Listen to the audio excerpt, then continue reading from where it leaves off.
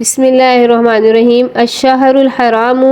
مہینہ حرمت والا، بالشہر الحرامی، بدلہ ہے حرمت والے مہینے کے، والحرمات قصاص، اور حرمت میں ادب میں قصاص ہے، برابری ہے۔ فمن اعتدی، پس جو کوئی زیادتی کرے، علیکم تم پر، فاعتدوا تو تم بھی زیادتی کرو، علیہ اس پر، بمثلی اتنی ہی، ما اعتدی جتنی زیادتی کی ہے اس نے، علیکم تم پر۔ واتقوا اللہ، اور اللہ سے ڈرو، واعلموا اور جان لو، ان اللہ بے شک اللہ تعالیٰ، مع المتقین متقین کے ساتھ ہے۔ اللہ تعالیٰ اس آیت میں فرما رہے ہیں کہ حرمت والا مہینہ وہ حرمت والے مہینے کا بدلہ ہے،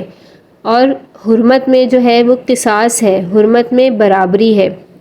اللہ تعالیٰ فرما رہے ہیں جو کوئی تم پر زیادتی کرے تو تم بھی اس پر اتنی ہی زیادتی کرو جتنی وہ تم پر زیادتی کرے، اور اللہ سے ڈرو اور جان لو بے شک اللہ متقین کے ساتھ ہے۔ اب اس سے کیا مراد ہے؟ جب صلح حدیبیہ میں آپ صلی اللہ علیہ وسلم اور ان کا جو ہے لشکر، صحابہ کرام کا لشکر آپ صلی اللہ علیہ وسلم کے ساتھ عمرہ کرنے گیا، تو وہاں پر کفار مشرکین نے آپ صلی اللہ علیہ وسلم کو عمرہ کرنے سے روک دیا۔ پھر اللہ تعالیٰ نے جو ہے ان کو حکم دے دیا کہ وہ وہاں سے چلے جائیں اور دوبارہ آ کر اس کی قضا کر لیں۔ اب اللہ نے فرمایا کہ حرمت کا مہینہ وہ حرمت کے مہینے کے بدلے میں ہے، یعنی ذی القعدہ کہ جس میں عمرے کی قضا کرنے جا رہے ہو، بدلہ ہے اس حرمت کے مہینے کا، یعنی ذی القعدہ کا کہ پچھلے سال جو اسی مہینے کے اندر کفار مکہ نے تمہیں عمرہ کرنے سے روک دیا تھا اور مکہ میں جانے نہیں دیا تھا، تو اب تم شوق سے جاؤ اور بدلہ لے لو، کیونکہ ادب اور حرمت رکھنے میں برابری ہے۔ یعنی اگر کوئی کافر حرمت والے مہینے کی حرمت کرے، ادب کرے، اور اس مہینے میں تم سے نہ لڑے تو تم بھی نہ لڑو، لیکن وہ تم سے اگر لڑے تو تم بھی اس سے لڑو۔ اور اگر وہ تمہاری حرمت کا جو ہے لحاظ نہ کرے، نہ تمہارے حرم مکہ میں آنے کا لحاظ کرے، نہ احرام کا لحاظ کرے، تو تم بھی جو پہلے صبر کر گئے تھے اب جو ہے صبر نہ کرو، بلکہ ان سے قطع نظر کر کے حرمتوں سے اور جنگ کے لیے آمادہ ہو جاؤ، اور کسی حرمت کا خیال مت کرو، کیونکہ اللہ نے یہاں فرما دیا کہ تم بھی زیادتی کرو اتنی جتنی اس نے کی۔ اور پھر آگے بھی فرما دیا اجازت، یہ اللہ نے فرمایا ہرگز اتنی نہ ہوگی کہ حد سے بڑھو، بلکہ جو ہے تقوی اختیار کرو، اللہ جانتا ہے۔ وَاعْلَمُوا اور جان لو بے شک اللہ تقوی کرنے والوں کے ساتھ ہے، جو تقوی اختیار کرتے ہیں اللہ ان کے ساتھ ہے۔ وَأَنفِقُوا فِي سَبِيلِ اللَّهِ اور خرچ کرو اللہ کے رستے میں، وَلَا تُلْقُوا بِأَيْدِيكُمْ اور نہ تم ڈالو بِأَيْدِيكُمْ اپنے ہاتھوں کو، عید ید سے نکلا، ہاتھ کو کہتے ہیں، یہاں پہ جان مراد ہے، نفس مراد ہے، إِلَى التَّهْلُكَةِ ہلاکت کی طرف۔ وَأَحْسِنُوا اور نیکی کرتے رہو، إِنَّ اللَّهَ بے شک اللہ تعالیٰ يُحِبُّ الْمُحْسِنِينَ نیکی کرنے والوں کو پسند فرماتا ہے۔ اس آیت میں اللہ تعالیٰ جہاد کے بارے میں فرما رہے ہیں کہ خرچ کرو اپنے مال کو اللہ کے راستے میں، یعنی اللہ کی اطاعت میں، جہاد وغیرہ میں اپنے مال کو صرف کرو، اور اللہ فرما رہے ہیں نہ ڈالو اپنے ہاتھوں کو ہلاکت کی طرف، یعنی اپنی جان کو ہلاکت میں نہ ڈالو، جہاد کو چھوڑ کر نہ بیٹھو، اپنے مال کو جہاد میں صرف نہ کرو۔ اگر ایسا کرو گے تم کہ اپنے مال کو جہاد میں صرف نہ کیا تو تم ضعیف ہو جاؤ گے اور دشمن قوی ہو جائے گا تم پر۔ اور نیکی کرتے رہو، احسان کرتے رہو، بے شک اللہ نیکی کرنے والوں کو پسند کرتا ہے۔ وَأَتِمُّوا الْحَجَّ وَالْعُمْرَةَ لِلَّهِ اور پورا کرو حج اور عمرے کو اللہ ہی کے لیے۔ پورا کرو، اتمو تمام سے ہے، پورا کرو، حج حج کو، والعمرۃ اور عمرہ کو، للہ اللہ کے لیے۔ فَإِنْ أُحْصِرْتُمْ پھر اگر تم روک دیے گئے ہو، فَمَا اسْتَيْسَرَ پس جو بھی میسر ہو تمہیں، من الہدی قربانی میں سے، تو اسے ذبح کر دو۔ اب ذبح کرنے کا یہاں ترجمہ نہیں ہے، لیکن وہ محذوف نکالیں گے، یعنی پورا سینٹینس بنائیں گے، بس جو تمہیں میسر ہو قربانی میں سے تو اسے ذبح کر دو۔ وَلَا تَحْلِقُوا رُؤُوسَكُمْ اور نہ تم منڈواؤ اپنے سروں کو، یعنی حلق نہ کرو اپنے سروں کا، حتیٰ جب تک کہ یبلغ الہدی پہنچ نہ جائے قربانی، محلہ اپنی جگہ پر، اپنے مقام پہ۔ فَمَنْ كَانَ مِنْكُمْ مَرِيضًا پھر جو کوئی تم میں سے مریض ہو، او بِهِ اذًا یا جسے کوئی تکلیف ہو، من رأسہ اس کے سر میں، ففدیۃ تو وہ فدیہ دے دے، من صیام روزے رکھے، او صدقۃ یا صدقہ دے، او نسک یا قربانی کرے۔ فَإِذَا أَمِنْتُمْ پھر جب تم امن میں آ جاؤ، یعنی اب تمہیں کسی دشمن کا بھی خوف نہ ہو اور کوئی بیماری نہ ہو، فَمَنْ تَمَتَّعَ بِالْعُمْرَةِ تو تم ملا کر کرو اپنے عمرے کو، إِلَى الْحَجِّ حج کے ساتھ، فمستیسر پھر جسے میسر ہو من الہدی قربانی میں سے تو وہ اسے ذبح کر لے، فمن لم یجد اور پھر جو نہ پائے، لم نہیں یجد پائے، نہ پائے، فصیام تو وہ روزے رکھے، ثلاثتی ایام 3 دن، فی الحجی حج میں، حج کے دوران، والسبعۃ اور 7 روزے رکھے اذا رجعتم جب واپس لوٹ جائے، تلک عشرۃ کاملۃ یہ 10 ہو گئے مکمل، یعنی یہ پورے 10 روزے ہوں گے، ذالکا یہ ہے، یہ روزے رکھنا ہے، لمن لم اس کے لیے، لم یکن اہلہ جو نہ ہو جس کے اہل و عیال، حاضر المسجد الحرام مسجد حرام کے قریب رہتے نہ ہو بلکہ دور رہتے ہو، میقات سے باہر ہو، واتقوا اللہ اور اللہ سے ڈرو،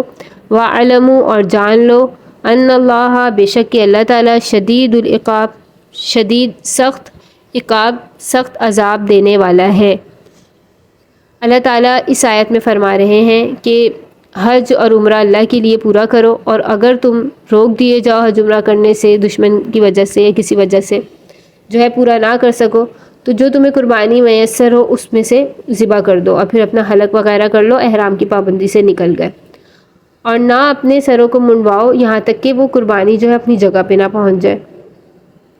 پھر جو کوئی تم میں سے مریض ہو یا جو بھی بیماری ہو اس کے سر میں تو وہ فدیہ دے دے، اور فدیہ ہے روزہ رکھنا، صدقہ دینا یا قربانی کرنا۔ پھر جب امن میں آ جاؤ تو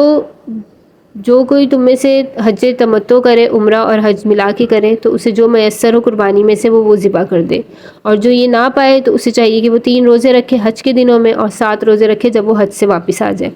یہ 10 روزے ہوں گے، اور یہ اس کے لیے ہوں گے جو جن کے اہل و عیال مسجد احرام میں نہ رہتے ہوں، قریب نہ رہتے ہوں بلکہ دور ہوں،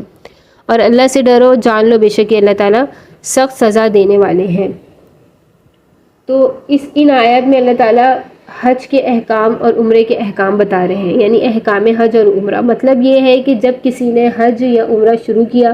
یعنی اس کا احرام باندھا، تو اس کا پورا کرنا اب لازم ہو گیا، بیچ میں چھوڑ بیٹھے اور احرام سے نکل جائے یہ نہیں ہو سکتا۔ لیکن اگر کوئی دشمن یا مرض کی وجہ سے بیچ ہی میں رک گیا اور حج اور عمرہ نہیں کر سکتا تو اس کے ذمے پر ہے قربانی، جو اس کو میسر آئے، جس کا ادنا مرتبہ 1 بکری ہے۔ اس قربانی کو کسی کے ہاتھ وہ مکہ کو بھیجے اور یہ مقرر کر دے کہ فلاں روز اس کو ذبح کر دے، حرم میں پہنچ کر ذبح کر دینا، اور جب اطمینان ہو جائے کہ اب وہ اپنے ٹھکانے پر یعنی حرم میں پہنچ کر اس کی قربانی ہو چکی ہوگی، اس وقت سر کی حجامت کرا دے، اس سے پہلے ہرگز نہ کرائے۔ اس کو دم احسار کہتے ہیں کہ حج یا عمرے سے رکنے کی وجہ سے یہ لازم ہوا تھا، اور اگر حالت احرام میں کوئی بیمار ہو یا اس کے سر میں درد ہو، سر میں اس کے بیماری وغیرہ ہو، کوئی بھی زخم ہو جو حالت احرام میں حجامت کرنے سے جو ہے وہ اس کو نقصان ہو، اور وہ بندہ لاچار ہو، تو اسے چاہیے کہ وہ بدلہ دے دے۔ بدلہ 3 روزے رکھے یا 6 محتاجوں کو کھانا کھلا دے۔ روزے رکھے، روزے کتنے ہوں گے؟ صیام 3 روزے رکھے، صدقہ کتنا دینا ہوگا؟ 6 مسکینوں کو کھانا کھلا دے، او نسکن یا وہ قربانی کر دے۔ اب قربانی دمبے یا بکرے وغیرہ کی قربانی کر دے، اسے دم جنایت کہتے ہیں، اور حالت احرام میں بضرورت مرض یا لاچار ہو کر جو ہے اسے مخالف احرام کے جو کام کیے تھے اس لیے اسے کرنا ہوگا۔ اب اللہ تعالیٰ فرما رہے ہیں کہ محرم دشمن کی طرف سے اور مرض سے مطمئن ہو، اب اسے کوئی خوف نہ ہو، اور وہ جب وہ امن میں آ جائے، اب اسے کوئی بھی خوف نہ ہو، تو کسی قسم کا بھی اندیشہ وغیرہ نہ ہو دشمن کا، کسی بیماری کا، تو احرام حج اور عمرہ اس میں خلل نہ آنے پائے، تو اس کو دیکھنا چاہیے کہ اس نے حج اور عمرہ دونوں ادا کیے، یا یعنی قران کیا یا تمتع کیا،